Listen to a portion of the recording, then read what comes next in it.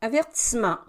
Les commentaires mentionnés dans Ultra Santé ne sont pas la responsabilité ou l'opinion de Télénation. La présentation de ce balado est rendue possible grâce à la collaboration de Télénation dans le confort de votre foyer. Bonne émission.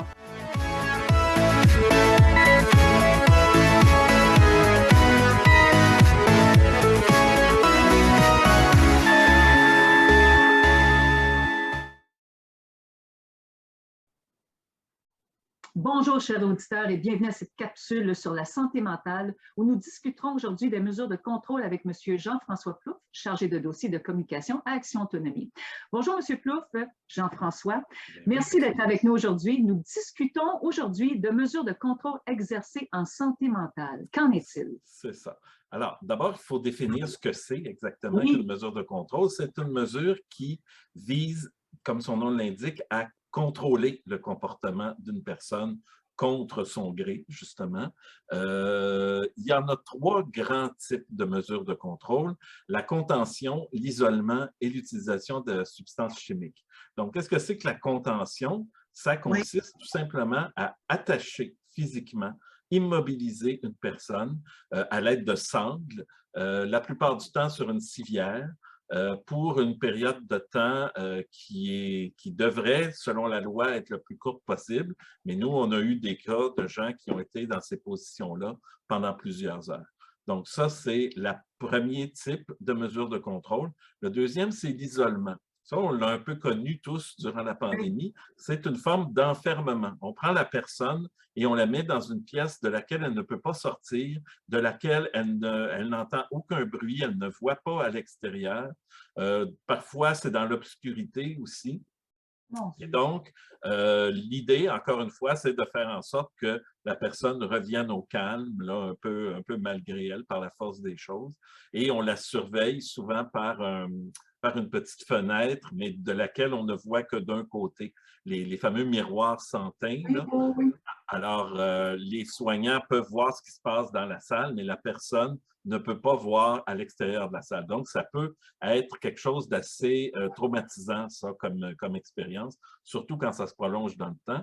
Puis, la troisième mesure de contrôle, c'est l'utilisation de substances chimiques, c'est-à-dire qu'on va injecter des tranquillisants à une personne de façon à lui faire, comme on dit, perdre la carte pendant souvent plusieurs heures, pendant laquelle elle n'aura plus conscience de son entourage et pendant laquelle on pourra éventuellement exécuter sur elle certains traitements auxquels elle n'aura pas consenti, donc des traitements qui, au sens de la loi, ne sont pas légaux.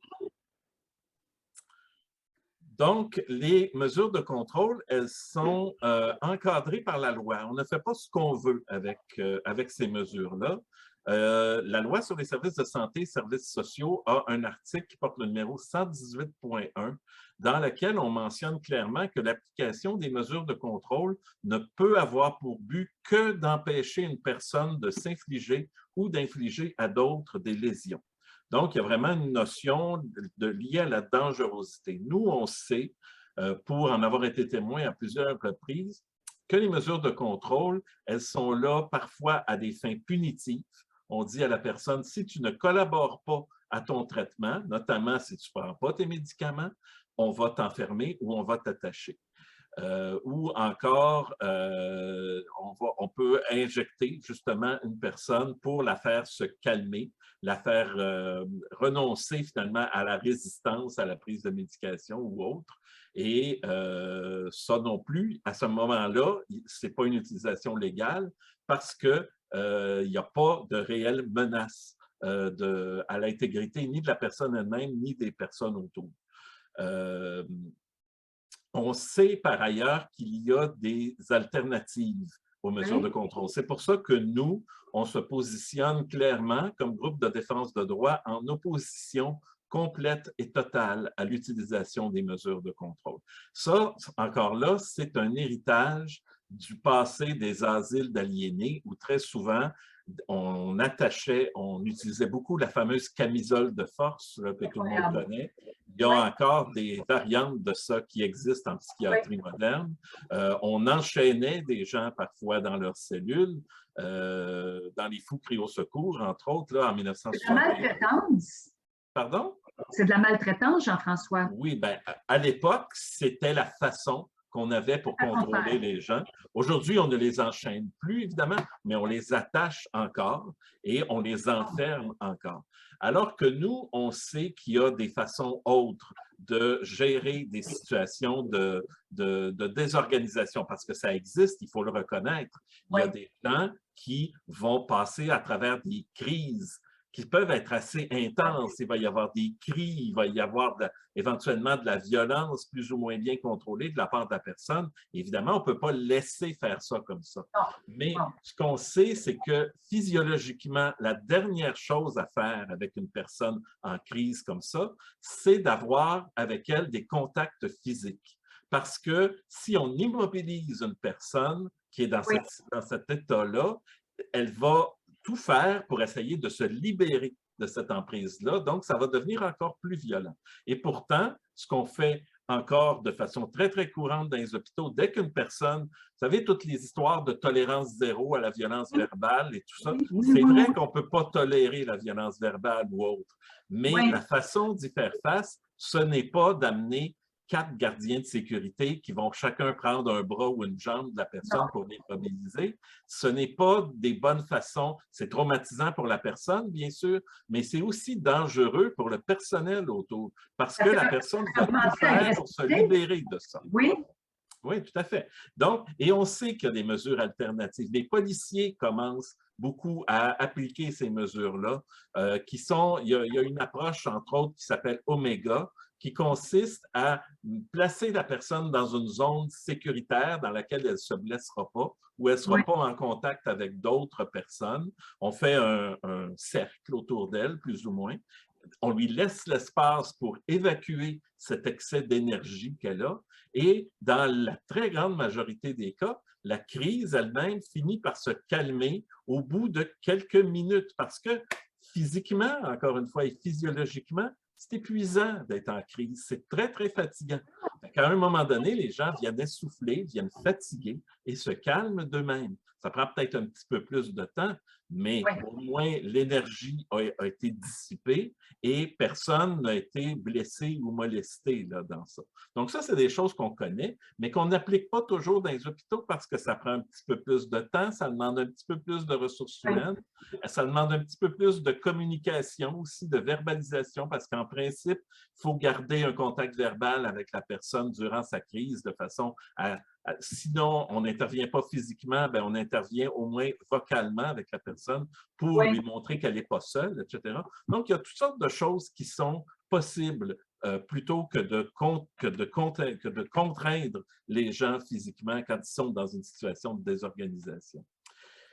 Et évidemment, bien, il y a un cadre de référence sur les mesures de contrôle qui est sorti il y a quand même longtemps, qui prévoit toute une série de démarches, notamment quand on a utilisé une première fois les mesures de contrôle avec une personne, on est supposé faire systématiquement un retour avec elle sur la situation pour savoir quels moyens devraient être pris la prochaine fois qu'un état comme ça apparaît pour que l'état de crise disparaisse le plus rapidement possible. Donc, la loi, le gouvernement a donné la directive qu'il y ait un dialogue entre la personne et les soignants après un épisode comme celui-là. Et nous, on sait très bien que ça n'est pas toujours appliqué.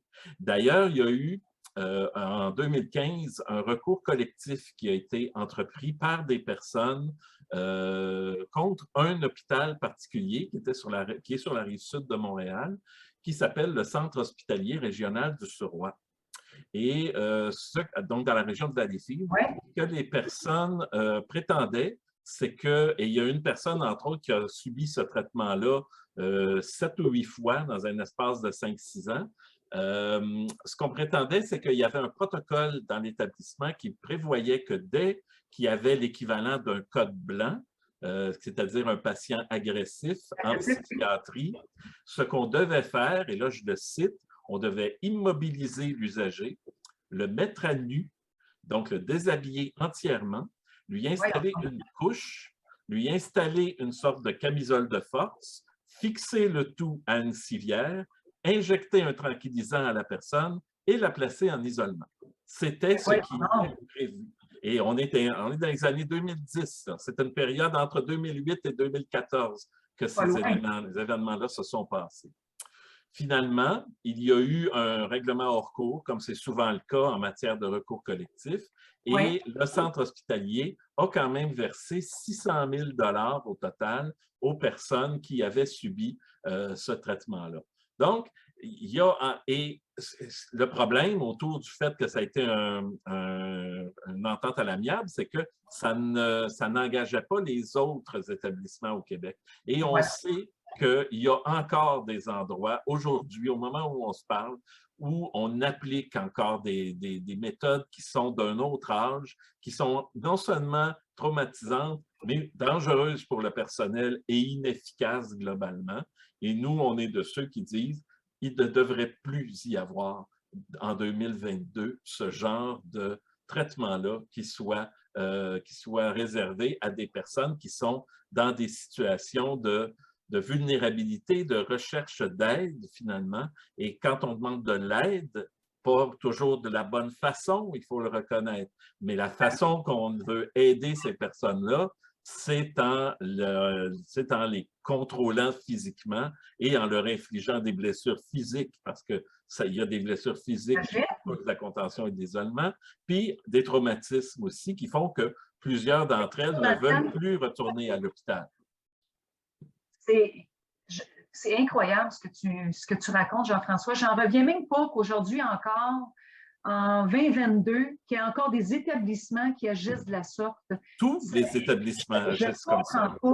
Partout, on fait ça. Il n'y a pas un endroit au Québec où on n'applique jamais de mesures de contrôle. Ça fait partie des outils dont disposent quotidiennement les soignants. Et on l'applique. Tout le monde se sent bien là-dedans? Moi, je ne me sentirais pas bien de faire ça à un humain. Je ne serais pas bien dans ma peau. Ben, tu vois, ça revient toujours un peu à la culture paternaliste des établissements de santé. Oui. Dans leur tête, ils ont la conviction que c'est ce qui doit être fait parce que ça va être bon pour la personne ultimement. Qu'elle prenne son médicament et que sa maladie guérisse. Nous, ce n'est pas comme ça qu'on voit ça, bien entendu. Ce qu'on appelle maladie ou diagnostic, parfois, c'est des états d'être qui sont hors des normes, parfois, mais qui peuvent se gérer autrement que par de la médication. Puis quand une personne perd son calme, des fois aussi, il y a des raisons. Ça nous est tous arrivé de perdre notre calme. Mais en psychiatrie, on n'a pas le droit de perdre son calme. C'est interdit.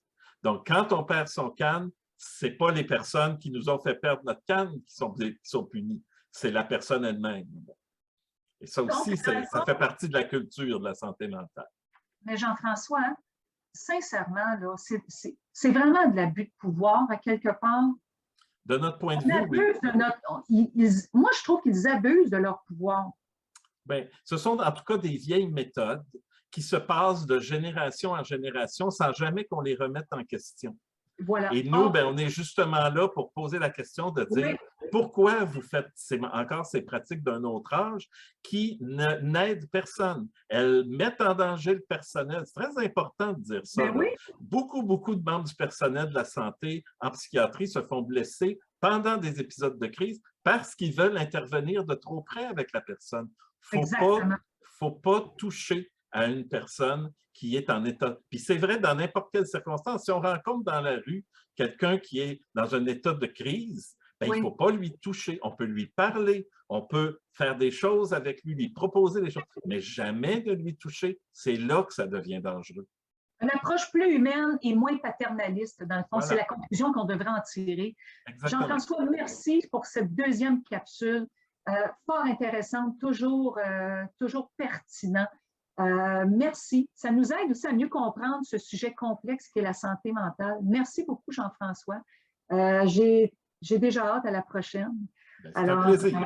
Merci beaucoup. Et chers auditeurs, voilà ce qui termine encore une fois notre émission, notre deuxième capsule. Je vous donne rendez-vous à une prochaine et d'ici là, portez-vous bien et comme je le dis à chaque fois, prenez bien soin de vous.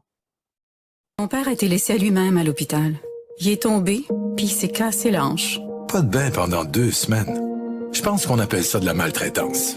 Ils se sont trompés dans ma médication. Le Conseil pour la protection des malades a pour but de protéger les usagers du réseau de la santé en vous donnant de l'information sur vos droits et des services comme de l'assistance juridique et des moyens de vous défendre. Le Conseil pour la protection des malades. Consultez-nous. Vous pouvez même devenir membre. Pour connaître l'envers de la médaille dans les CHSLD, lisez « Vous étiez là pour moi ». Merci.